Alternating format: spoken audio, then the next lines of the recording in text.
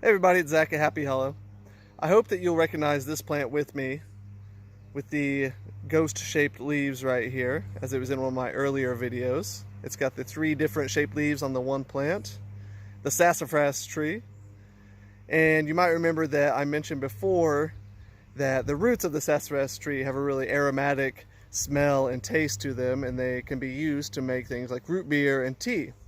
So I got the idea to make some tea with the roots. So I'm going to dig up a few small sassafras trees here at camp, chop up the roots, and we're going to make some tea. So first I'm going to collect some of the saplings so that I can take them home and get their roots. Alright, now we've got our sassafras saplings pulled out of the ground. The next move for us is to cut off the roots of each one and chop it up into smaller pieces. So the root is the part that I dug up out of the ground, which is this brown kind of woody part that's at the very bottom of the plant.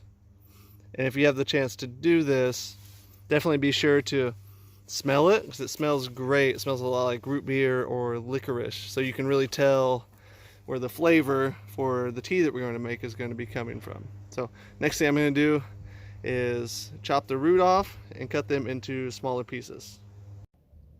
Alright, so these are our little roots that are separated from the plants, and they are in a sink full of water.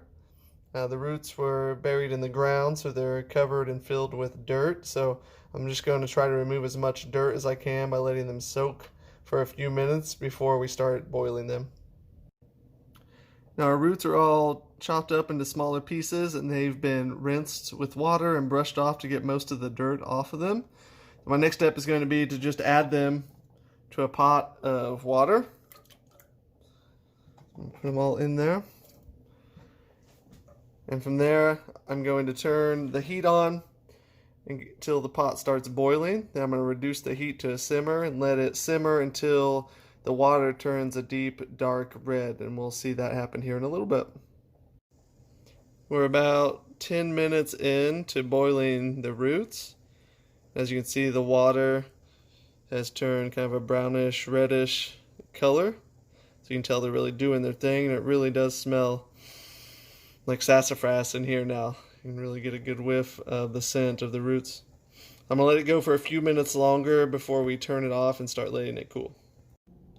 After about 20 minutes of boiling, this is what we have. As you can see, the water is a deep, dark red, which is what we want. So I'm just going to let it cool down some, and then I will sample our sassafras tea. So here's my finished cup of sassafras tea. It's a really cool red color. I added a little sugar to mine to sweeten it up a bit.